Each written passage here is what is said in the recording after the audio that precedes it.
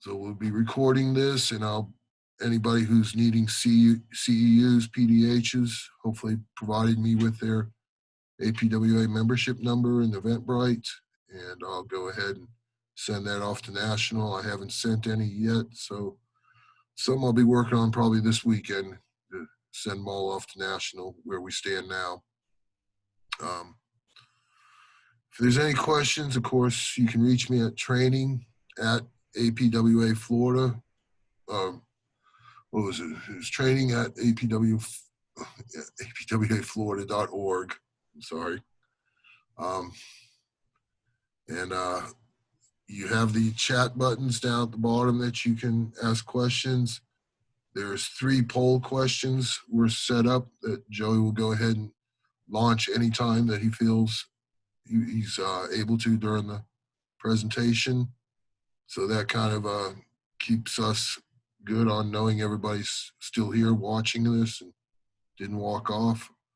I think that's it for me in the intro. So, Joey, if you want to take it over, and I appreciate you participating in these virtual sessions also. Thank you. Absolutely.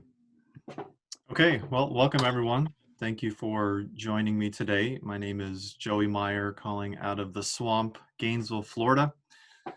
And this session is all about the 3 secrets to getting rich quick. Sorry, dumb joke and wrong webinar. Well, instead, I'll have something even better to bring that's discussing the state DOT model as it relates to tracking infrastructure projects in the cloud from bid to closeout. So let's go ahead and jump in. All right, so today I'm going to break down what's being said on this topic at each level, federal, state, and local, and the important considerations involved. The case to be made here is that cloud technology being used at the DOT level from bid to closeout has reached a state of maturity, and there's much that local agencies can learn from its decades worth of history. The goal is to come away from this better informed by what issues and challenges DOTs have faced that led to process changes in infrastructure project delivery. Also be covering how they got there and why it matters to local agencies, even with smaller budgets and smaller staff, but with the same or similar requirements. So before we go further, I want to point out the resources being used throughout the presentation and give a brief explanation and share some background about where we fit into this. Most of the data I'm reporting here is coming from the first resource and the fourth on FDOT's specific case. FHWA's ROI reporting here, it's their analysis publication, is about addressing challenges and return on investment for paperless project delivery that they call e-construction, which was completed relatively recently in 2017 by several PhD researchers from FHWA and with the help of engineering firm WSP. In FDOT's case, I'll be weaving in our home state DOT on lessons learned with this topic, since they're one of the most outspoken proponents of cloud technology, especially from bid to closeout. And just to give you a little background, Infotech is the company I'm with, and our work is developing and supporting the e-construction technology of 44 state DOTs, about over 200 municipalities, and 100 plus engineering firms who are hired for CEI. And I'd be happy to share out these resources. My email is going to be at the end, and just shoot me an email and I'll get those out to you. With this slide, I want to acknowledge the state of affairs we're in and how technology in the cloud is being perceived and used. Private markets obviously took the biggest hit, with public having the least impact other than funding from gas taxes decreasing. According to FMI, the decline in the public market is lagging, but with a hopeful future, especially in the highway and street forecasted market segment. Now, when it comes to technology, the way many leaders in ACEC are seeing it is that those in the industry who've invested in this area that eliminated paper forms and manual processes are actually seeing a benefit during the COVID crisis. FDOT, for example, in this report specifically outlines how field offices have largely gone electronic and that their system has allowed them to process all elements dealing with paying contractors from pay estimates to electronic fund transfers. And another good example is Disney Construction. They're projecting that working remotely will become more widely accepted, even though this industry has been fairly resistant to it. There's also, they're finding people are in many cases happier working from home, and that this actually benefits productivity since people can manage their lives better, with construction having one of the higher burnout rates. They happen to believe a more flexible schedule balance between working in the office and home could even have the effect of attracting new people to the industry, which leads me to the pie chart from an ACEC business index. Outside of the pandemic, the biggest challenge reported by firms is recruiting. And that's relevant to agencies too, and technology. And according to Disney Construction and many others we've surveyed, is said to contribute to attracting new engineering graduates.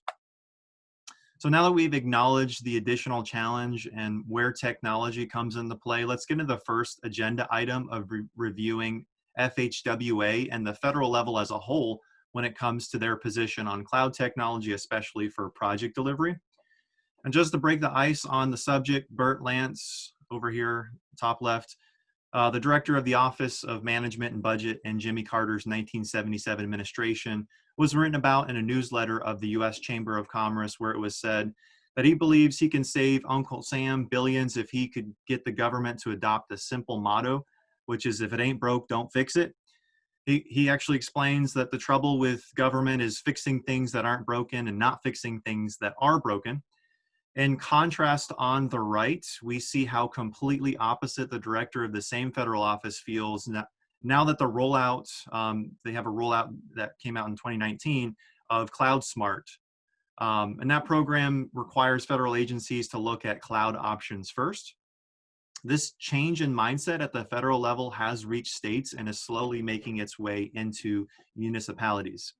Also mentioned in the National Academy of Engineering's Guide to Creating and Sustaining a Culture of Innovation report, it says that this type of cultural transformation mindset can be challenging, particularly in the public sector, where profits are not the fuel for innovation. And we've always done it this way kind of mentality can put the brakes on change. This is why it's important to bring to light what those challenges really are and how early innovators like FDOT have overcome them in making this mindset change when it comes to adopting technology. Another example to bring up is the movie Black Panther, who unfortunately the actor just passed away this year, and I thought it would be sort of relevant. King T'Challa, which is Black Panther, asked his sister, Princess Shuri, why she had spent what he felt wasted time enhancing one of their high-tech devices that already worked just fine. Shuri, and I remember watching this in the theater, responds, just because something works doesn't mean it can't be improved. And the reason this is relevant is that this is the same kind of message, the goal being to promote a perspective that is less about waiting for things to break and more about cultivating a mindset process improvement. And of course, we don't take this mindset when it comes to maintaining and inspecting roads and and waiting for it to collapse a bit. Now at the federal level, specifically FHWA, I mentioned they did an in-depth ROI study on paperless project delivery, or what they call e-construction.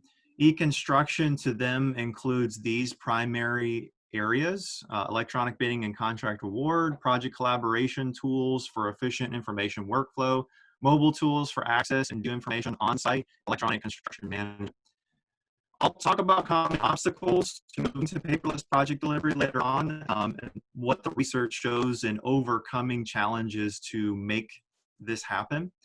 Again, yes, this is DOT level data, but even on a smaller scale, there's still applicability to municipalities, even, and that's something that the report acknowledges. Looks like audio's breaking up. Is everything still coming through, Mike? Yeah, that's why I didn't know if it was on my end or your end, so that's why I turned my mic back on, make sure it wasn't me or if it was you, but it's sounding better now, so let's go ahead and continue. Okay, sorry about that. All right. So actually back in 2015, FHWA started an effort to grow adoption of e-construction with as many DOTs as possible in an initiative called Everyday Counts 3.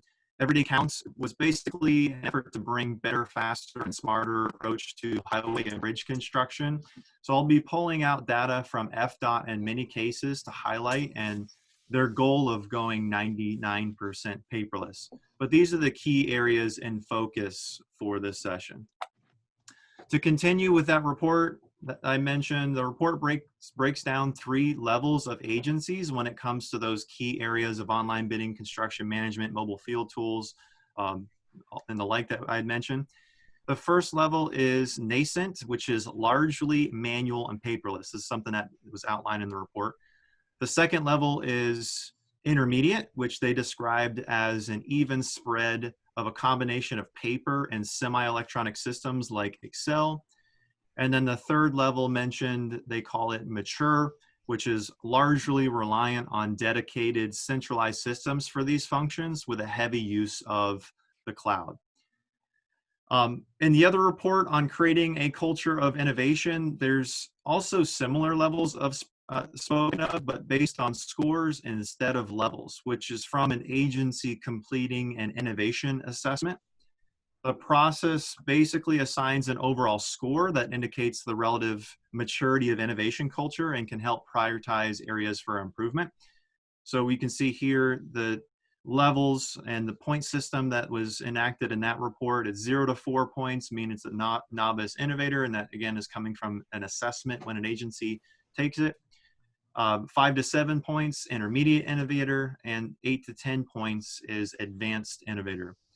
So the first takeaway for municipalities or firms attending this session is identifying the current state for your teams in the key areas mentioned in the prior slide in view of the maturity framework here. Now I'll go deeper with level 1, which again is nascent, and go over what the report reveals is less realized cost of remaining nascent in these key areas. FHWA went through a detailed analysis to document the costs of running projects the traditional method. And I want to break down here what those costs and the benchmark data is shortly. But their main point is the manual process involving paper and even spreadsheets require time and money to create, process, and organize project data. To highlight an example of this, I want to share a quick municipality story. It's a simple yet factual story. Many years ago, a veteran construction supervisor for a CEI firm customer of ours, without naming names, had been using our CM system and was asked for an estimate of the cost for the construction inspection on a project. He prepared 2 estimates. One included the cost of the administration with a system, and the second one was the traditional estimate using spreadsheets and paper, which again is that nascent level. He presented the first one to the local agency, and the agency agreed as long as he crossed out the line for the cost of the system. At that point, the firm pulled back the first estimate, and the firm explained and handed the agency to that the second higher price traditional estimate. That was the second one that they presented to them. And the agency questioned it, of course, and the firm explained the difference was really the personnel time being higher due to the manual processes involved with creating, tracking, and organizing the project on paper and spreadsheets. So after highlighting that, before we get into the benchmark data I mentioned, I have for the costs of remaining nascent, I want to point out the mindsets that went into this. DOTs either adopted the e-construction because of major problems that needed to be addressed, like legal issues arising or missing paper documents, for example, called the reactive approach, or they took a proactive approach to identifying what FHWA calls improvement opportunity areas. MDOT, for example, said that e-construction began as an effort to solve problems with lost documentation that resulted in contractors not being paid promptly. That's the reactive approach. I definitely encourage all of you not to wait for problems like Michigan experienced and take the proactive approach when, which is again looking for the improvement opportunity areas as FHWA outlines. So let's get into the benchmark data and look at both improvement opportunity areas and some of the problems DOTs dealt with and overcame with the implementation of cloud tools from bid to closeout.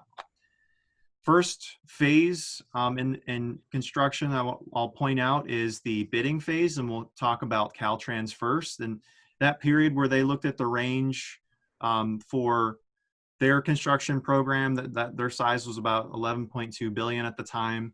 They estimated that the amount of bids that came in with mistakes that ended up being low and had to be disqualified because of those mistakes, where they moved on to the next responsive bidder, cost them over 12 million. So if you think about just bidders who submit with missing signatures, bidders who submit with missing forms, not acknowledging the addenda, and they end up being low, that bidder would need to be disqualified, where the agency would accept the next responsible bidder. And that's something that Caltrans, in their case, was specifically looking to eliminate. And of course, the data that came in their findings was 12 million. So online bidding was an important measure to overcome what this issue was. Another example is Indiana DOT. They conducted a cost-benefit analysis instead of a range of years like Caltrans for 1 year, which was 2007, where they looked at the same situation. How many times were they getting bids with mistakes, and how many times were those low bidders where they had to move to the next responsive bidder, and imagine the difference in the dollar amount. And they added that up to 2.9 million in fiscal year 2006.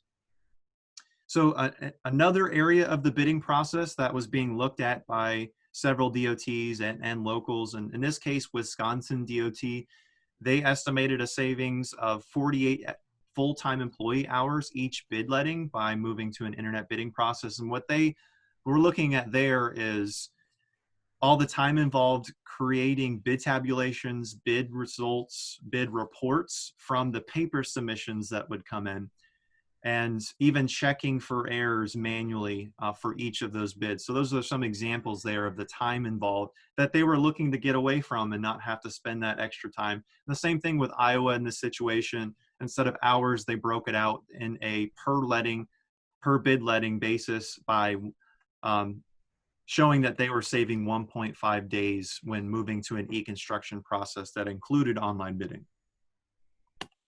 Now moving on to the construction administration phase. Iowa DOT, I'll call out, had an estimated savings of 6 hours per employee per week for a $13.5 million project over 36 weeks. Now that's a fairly similar good benchmark project for even what locals and the project size and the project dollar amount that they see. So I thought this was a good benchmark for even looking at the local situation. That 6 hour savings in the ROI report, where I'm pulling all this data from, is really coming from in multiple areas of the project administration, like the amount of time inspectors are spending to go back to the office and do their administrative work, PMs and reviewing and approving and data handling, the construction managers, the executives that are looking at data to make decisions. That's all what's taking into account when looking at this data. Same thing for Virginia DOT. They estimated an hour travel time savings per week per staff member. And if you think about with the project and the office going back and forth, that is something that DOTs, and like example here with Virginia, is looking at. Washington did something similar, but focused on their time inspectors spent generating daily inspection reports, having to create the report on paper, on a field book, traveling back to the office, log that entry and organize it in the way that they are comfortable with organizing it, whether it be transcribing it into an Excel sheet, scanning and uploading it and organizing and making it available to the PM or construction manager to review and end up creating a pay estimate. So that's the kind of time savings that Washington looked at saving and what they were experiencing before e-construction, and now moving into e-construction, saving that 40 minutes per day per inspector.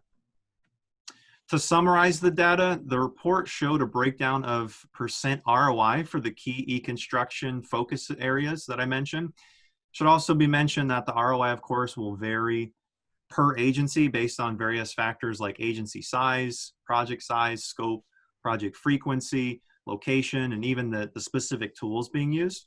You'll see that among the highest are going digital and paperless with construction documentation and online bidding, but the rest are still high enough to warrant change. So let's get into FDOT's case, who is one of the more outspoken proponents of e-construction, and some more specific examples that drove this transformation and ROI mentioned. Really came down to staff time, which contributed heavily to decreasing overhead project costs and enabling more to get done with a focus on quality rather than the extra time spent on administration. In the area of pay estimates to project closeout, they said it would also lead to quicker payments to contractors, and ultimately it would help close the books more quickly on each project. If you talk to any of the FDOT e-construction team, they'll definitely acknowledge that this is the kind of effort that will require additional time and commitment from the team that works to implement e-construction. But once it's done, the time, energy, and expense saved going forward from that point will be definitely worth the investment made on the front end. The FDOT specifically mentions that they estimated they'll save $40,000 per year per contract with the implementation of e-construction. Along the lines of getting more specific and back into the proactive approach we talked about, here's an example of agencies identifying improvement opportunity areas, again, an FHWA term, of waste and inefficiency as outlined in the FHWA ROI study represented in this workflow. Most we came across share this as the manual paper and Excel-based workflow in the field, which is the front end of gathering the project data.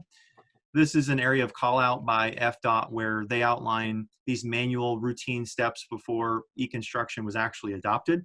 When it came to inspectors, they're writing daily reports, snapping photos, traveling back to the office, which at times were miles away, scanning, transcribing, backing up, organizing, storing data in various places. And then even for PMs and engineers, they're transcribing those dailies sometimes, working with spreadsheets. Many times it's multiple spreadsheets, pulling up several PDFs to work from when generating the pay estimate, for example.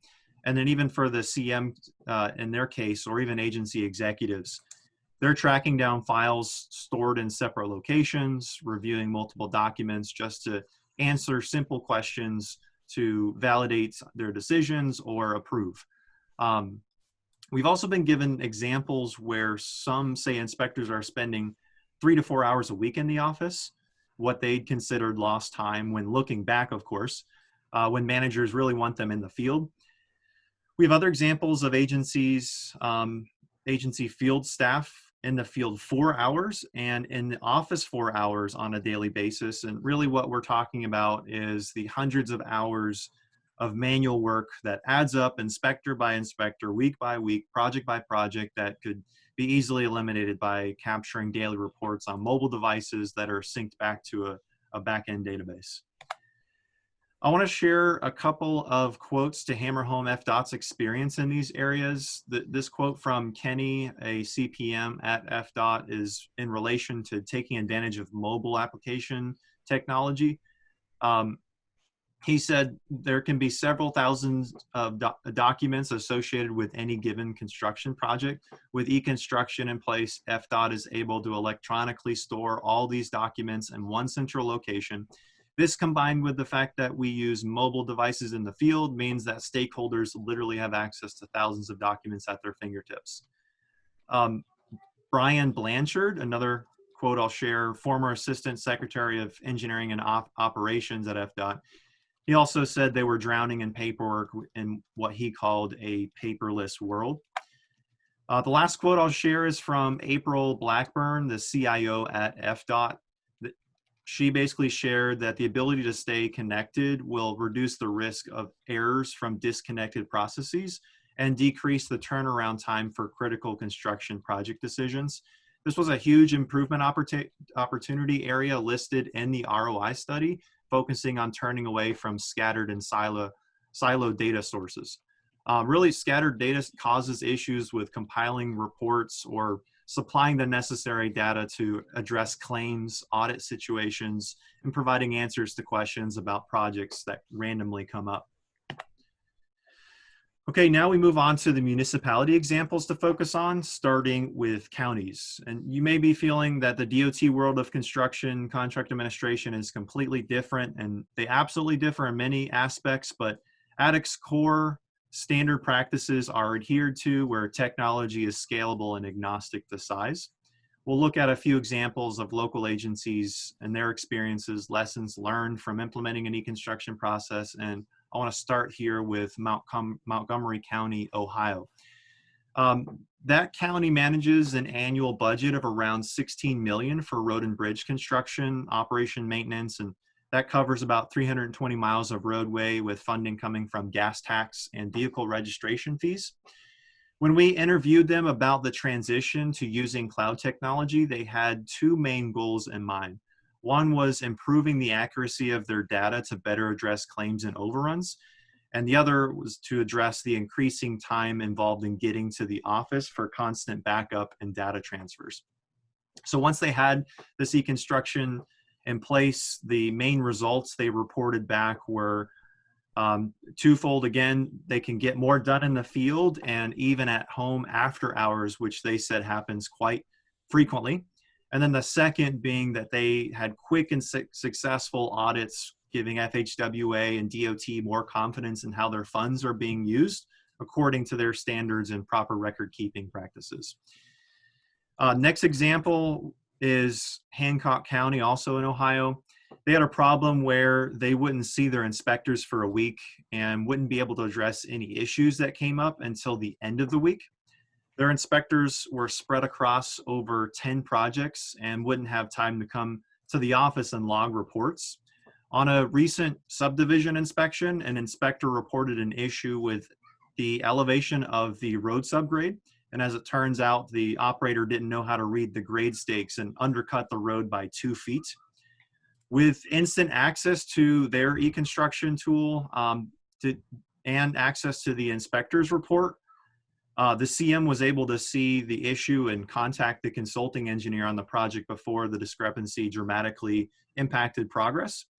And though that section of the road really needed to be adjusted and recompacted, the CM and his team were able to stop the operator from doing that to the entire road or the entire street, building that incorrectly. So that, of course, was saving the county time and money.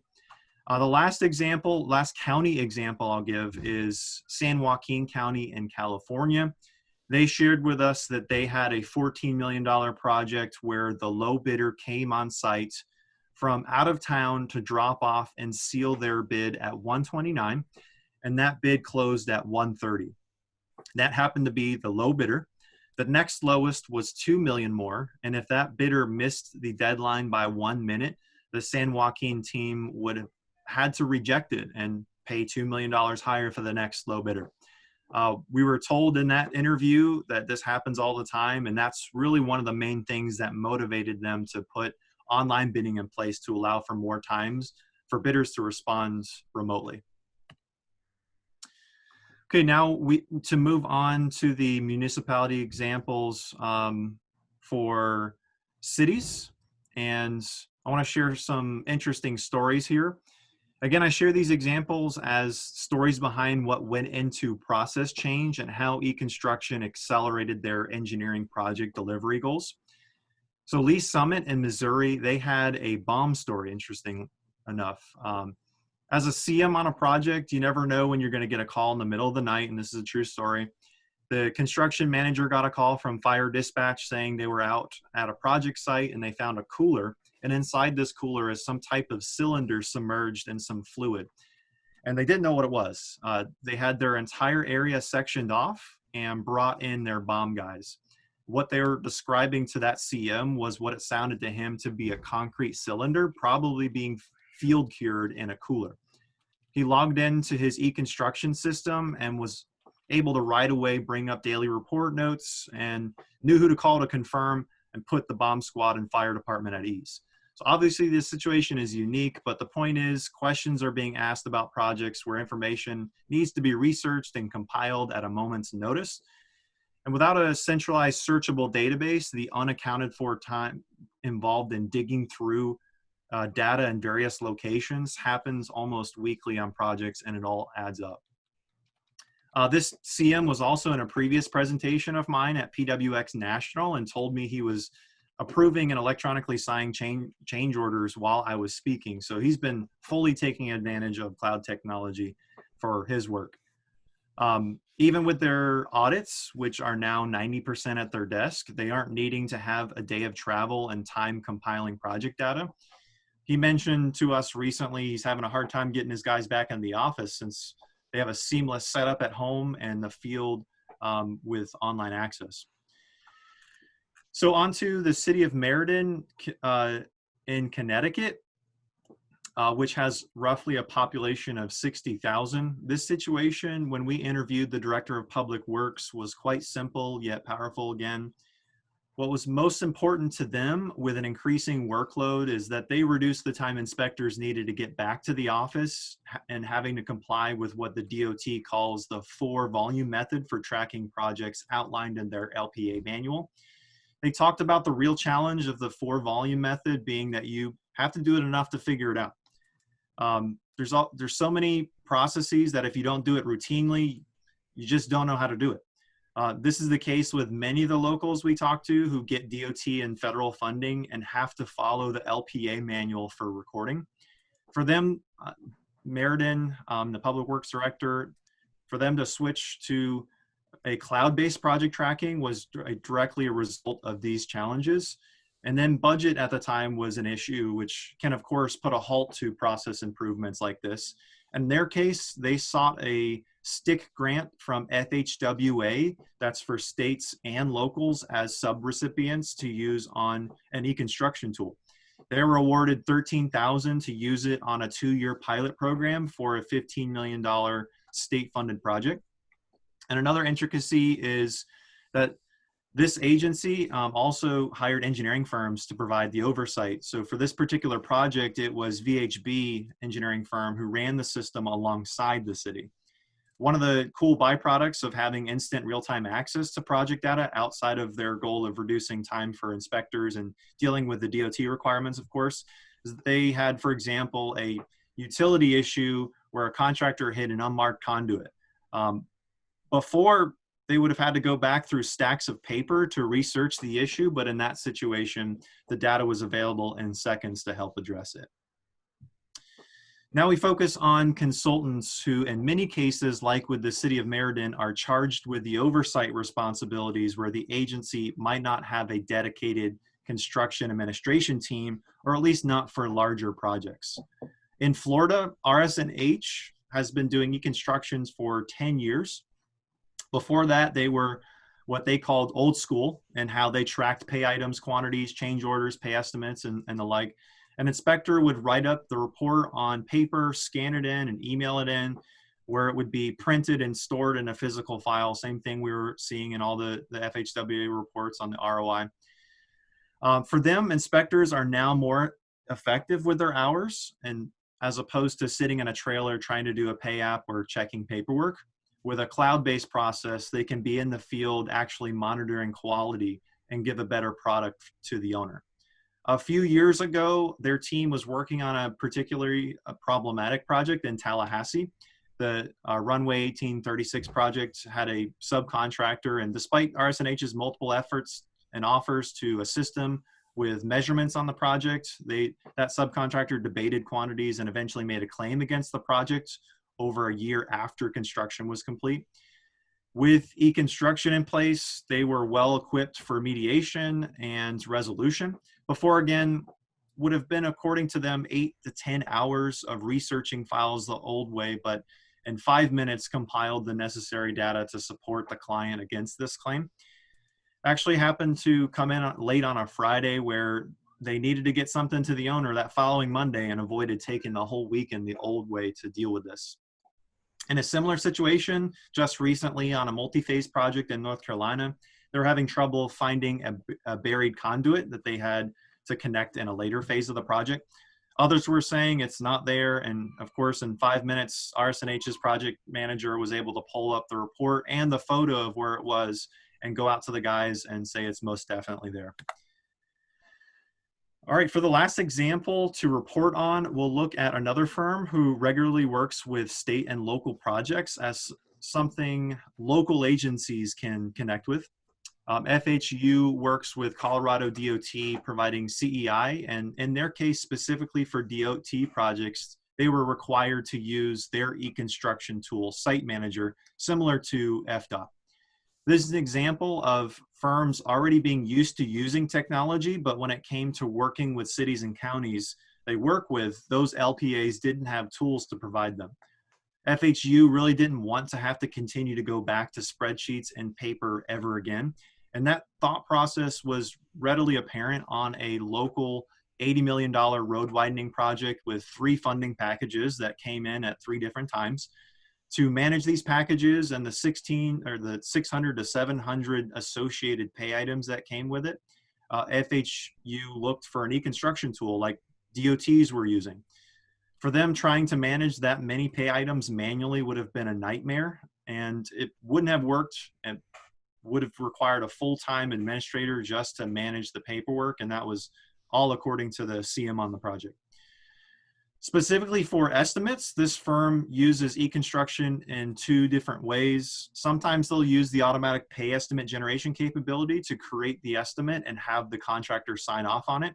But often when working with smaller towns, the contractor has to submit a pay application for review. And that's where discrepancies are most likely to arise. Under the old system, paper and spreadsheets, resolving those discrepancies involved filling out a form for every individual measurement, tabulating and summarizing those measurements at the end of the month, and comparing the results to the contractor's estimate. With the automated database now, all the inspector has to do is enter the quantities in the system, compare them, and that's removing the need for calculation and risk of human error. On the projects where the contractor submits a pay application, it's common for the requested quantities to differ on the pay items for a variety of reasons. With a tool in place, disputes and overruns are avoided ahead of time, and they are, like with DOT projects, able to have reconciliation meetings where they sit down with the contractor and figure out the differences and easily find out if their inspectors forgot to enter or run a pipe that was installed, or if the contractors had a typo. For them, having a tool is critical in helping with avoiding those overruns. So as I wrap up, I want to spotlight some of the cataloged obstacles FDOT outlined in getting to e-construction, which we can use as lesson learned, best practices in your own situations. With number 1, it was revealed in a survey that 48% of respondents said that the time needed to manage day-to-day activities was the biggest obstacle to making significant changes in their agency.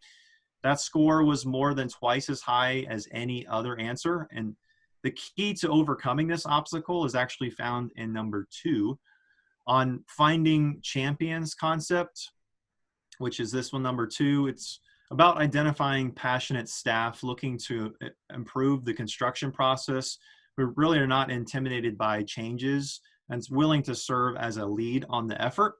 I remember seeing a quote from SCOTUS member Ruth Ginsburg where she said, "Fight for things that you care about, but do it in a way that will lead others to join you." Definitely great wisdom when applying it to this situation and finding champions and having those champions lead on internal initiatives like this.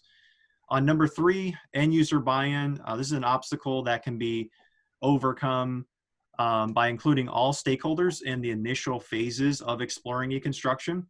With this, it will ultimately serve as a measure of security to the decision makers when they realize that the various stakeholders are in agreement with pursuing e-construction.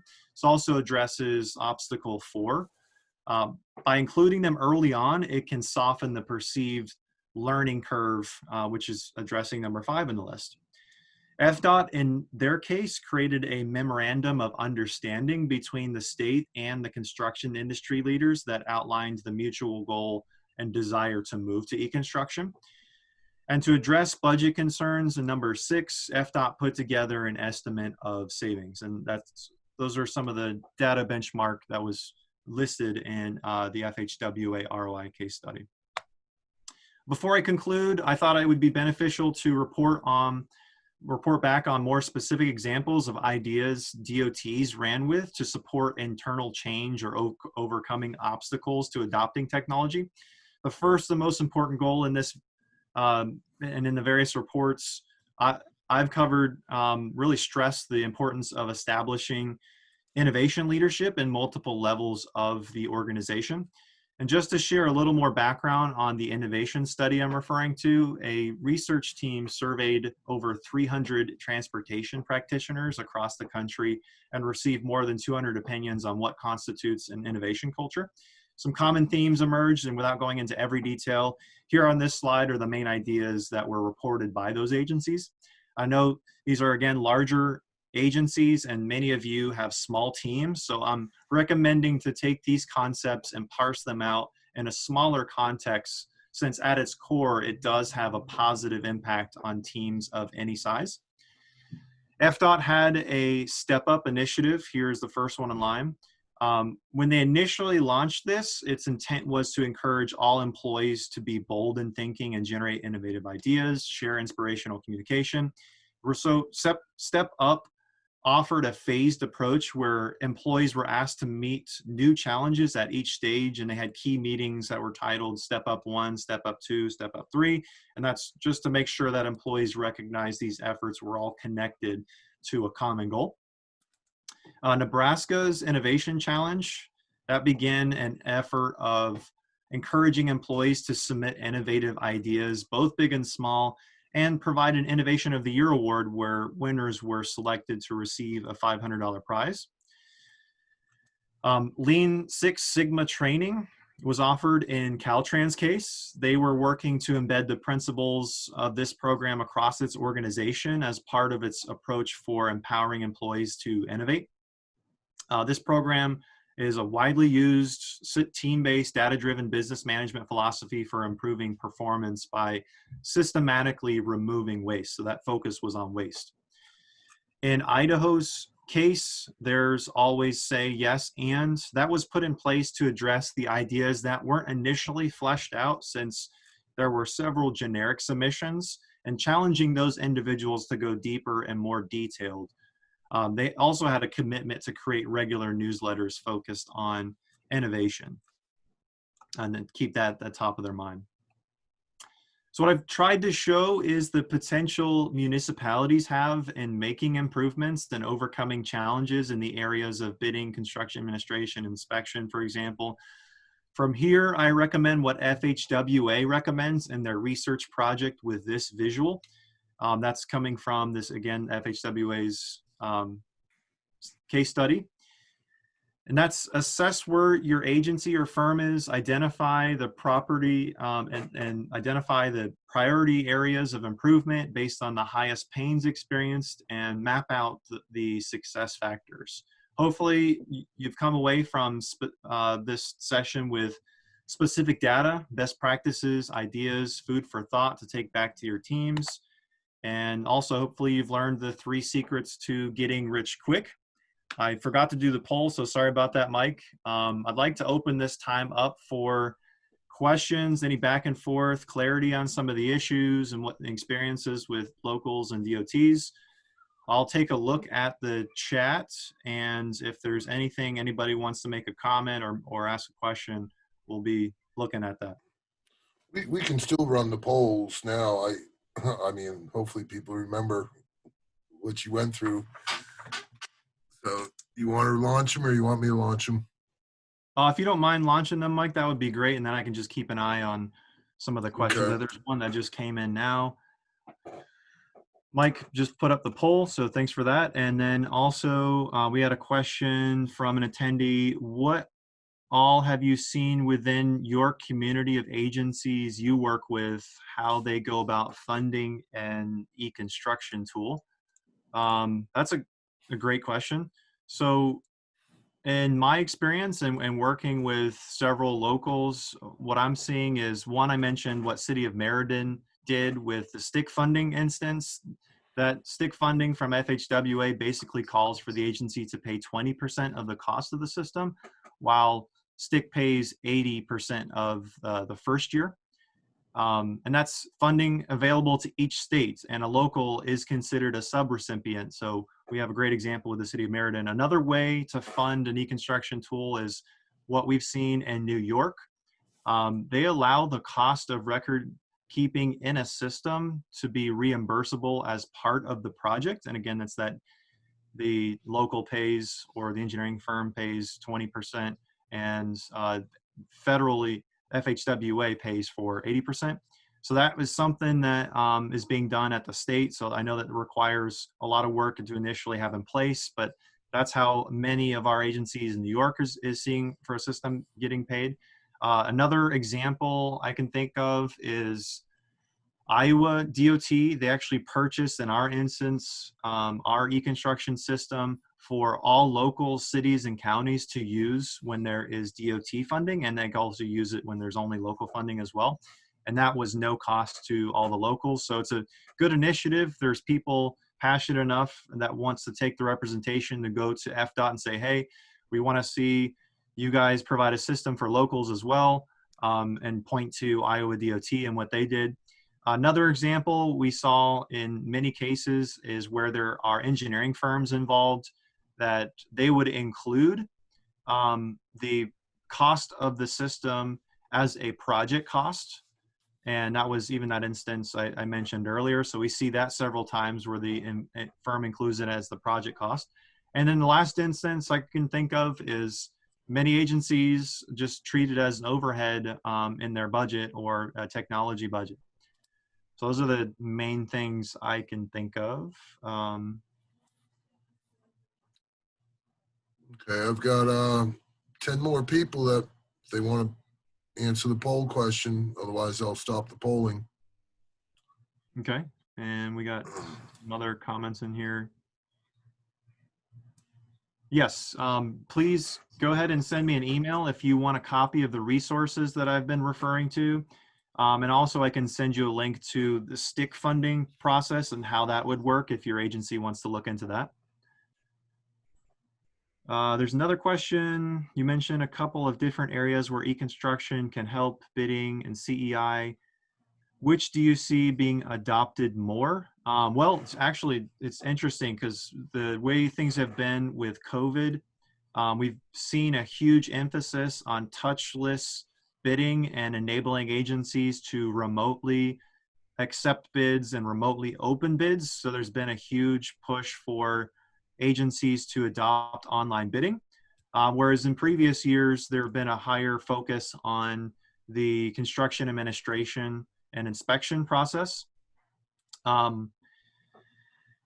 where that was a main priority. And it's really just going to come down to identifying the issues, what challenges or areas of improvement that FHWA calls, and what do you have a priority. So it's really not which one is more common than the other. It's on a per agency to per agency basis. What issues and challenges do you want to overcome first?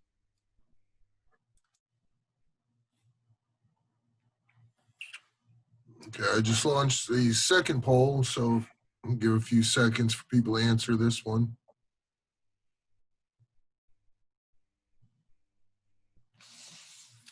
Joey, do you want to comment on that first poll and the results? So the first question was about, I believe it was the EDC initiative that FHWA had, and Correct. what the focus of that EDC, and that one is, of course, that was probably the easiest one, e-construction.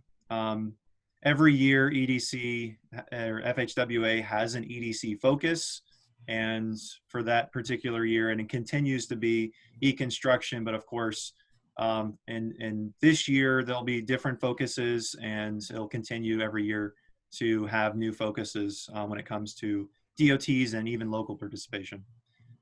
And for this nascent level, Let me, we got, everybody's done polling. I'll shut this one off. Sorry, got too many things going. Share results. There you go. Talk about it now. Okay. So Those of you who selected C, you're correct. The FHWA defines the nascent level as primarily paper documentation. Okay, let's do the last one.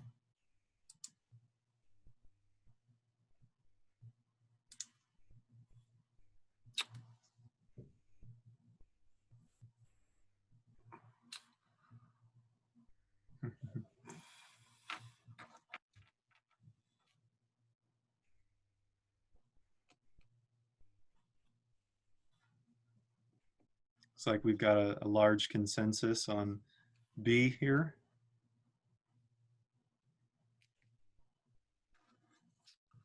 Yep. I think I woke some people up. We're getting more votes now. There we go. Yep.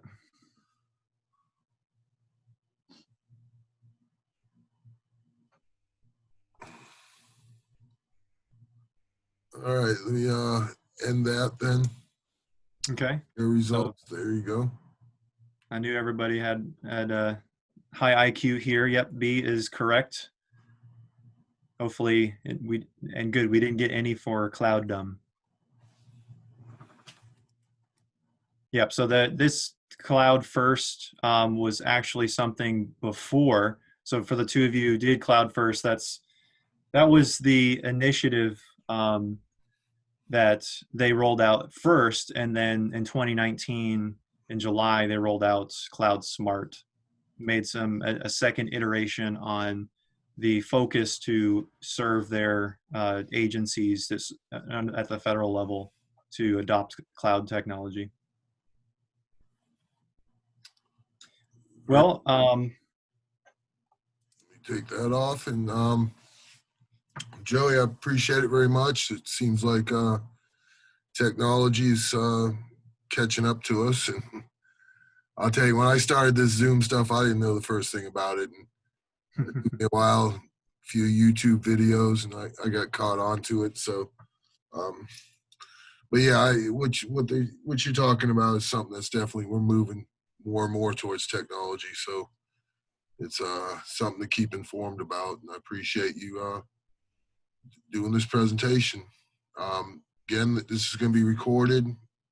I'll download all the stuff and I'll have it put into a Dropbox. I'll send it to all the attendees so you can see the video again. Any other questions? Hopefully I'll see everybody in Orlando in 2021 for the, we do a live expo this year coming up. So any questions? Like I said, you can email me at training@apwaflorida.org. So at the end, when you get out of here, there'll be a small survey just to see how well you liked this session. And any comments that you want to put in, it's all anonymous. So I appreciate it. I'll share that with Joey, and we'll see you tomorrow for our next session. All right. Thank you, Joey. Thank you. Have a good rest of the day. Back at you. Thanks, Big Mike. You did a great job. Thank you.